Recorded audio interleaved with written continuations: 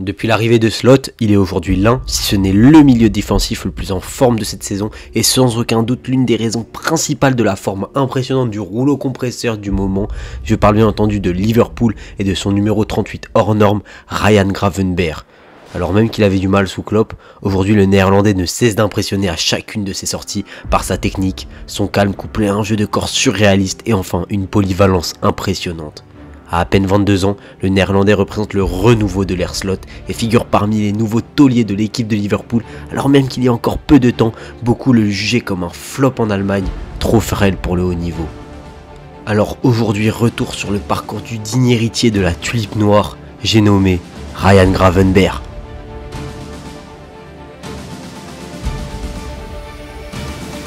Le jeune Ryan est né aux Pays-Bas, plus précisément dans la capitale, Amsterdam, en 2002, de deux parents d'origine surinamaise. Il est bercé très tôt par le monde du football, car il grandit en regardant jouer à un très bon niveau son grand frère Denzel, de 8 ans son aîné. Ryan le voit participer au championnat d'Europe U17 avec les Pays-Bas, mais aussi l'admire lorsqu'il signe son premier contrat pro avec l'équipe de la capitale néerlandaise en 2011, alors que le jeune Ryan n'a que 9 ans.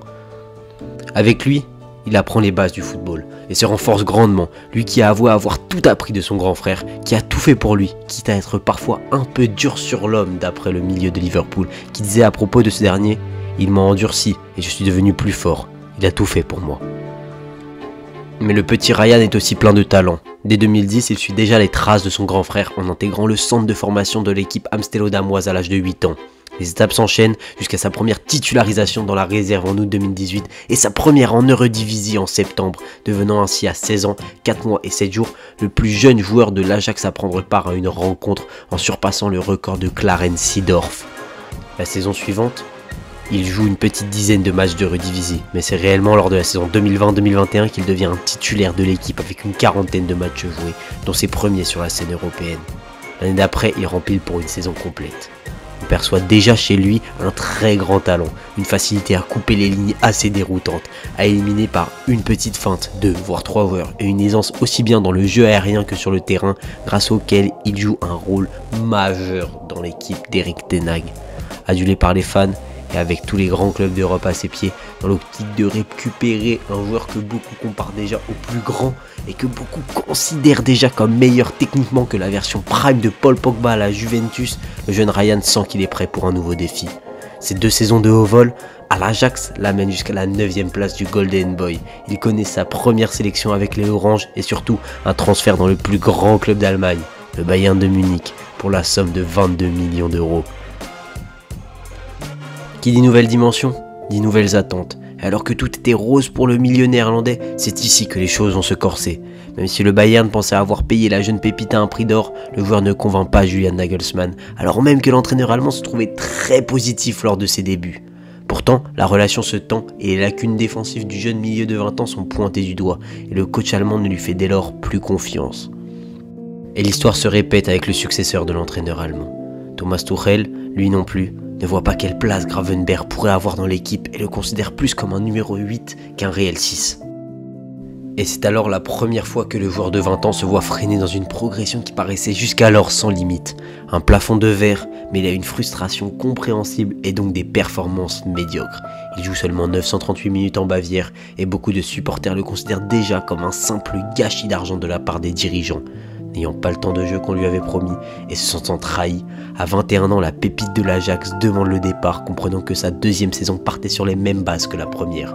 C'est alors que le 1er septembre 2023, ce qui devait arriver, arriva et la pépite d'origine surinamaise atterrit sur les bords de la Mersey, direction un cadre en Angleterre, le Liverpool Football Club de Jürgen Klopp, contre la somme de 40 millions d'euros. À Liverpool, la première saison du joueur est en demi-teinte. Malgré de très bonnes performances, il peine à se faire une place de choix dans une équipe gonflée de stars. Mais bien aidé par la belle connexion Liverpool-Pays-Bas avec la présence de compatriotes et coéquipiers en sélection tels que Van Dijk ou Gakpo, le joueur ne perd pas espoir et rentre de plus en plus dans la feuille du match du coach et légende vivante de Liverpool, Jürgen Klopp. Il ne débute pas tout le temps, mais joue plus qu'au Bayern, avec 13 titularisations au championnat et 13 rentrées, mais aussi une bonne campagne de groupe en Ligue Europa. Il montre ce qu'il sait faire et Klopp ne sait que ce n'est qu'une question de temps pour que le jeune milieu s'impose et devienne un titulaire indiscutable de l'effectif. Freiné par une blessure à la cheville en mars, il joue moins sur la deuxième partie de saison, mais ses prestations sont plus qu'au correctes, marquées tout de même par un manque de constance normal pour un joueur d'une telle jeunesse et jouant un rôle aussi important dans une équipe que celui du numéro 6. Klopp a vu juste lorsqu'il disait à propos de Gravenberch. Il a eu des performances impressionnantes durant lesquelles il était homme du match et d'autres durant lesquelles on se demandait simplement où il avait la tête.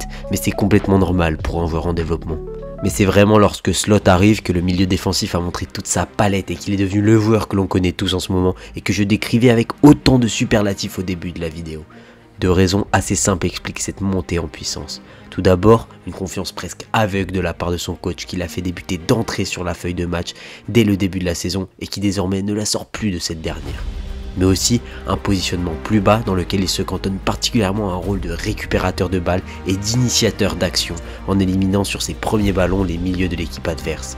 Il a appris à faire profiter sa capacité d'élimination tout en renforçant sa capacité d'interception. Depuis, il est le joueur en forme de Liverpool, le moteur, capable aussi de jouer défenseur central lorsque Liverpool se retrouve à 10 comme contre Fulham il y a quelques semaines. En conclusion, cette forme et ce niveau que tout le monde lui avait prédit a mis certes 2-3 ans à vraiment être révélé, mais il est bel et bien présent aujourd'hui. Ce joueur qui paraît sans faille, grand, puissant et agile, capable de voir le jeu avant tout le monde, d'avoir un pas affirmé et fin, une technique affinée, millimétrée et légère, comme s'il pouvait marcher sur les tulipes sans les écraser, n'a pas fini de nous épater. Digne héritier de Gullit, on ne peut que le souhaiter.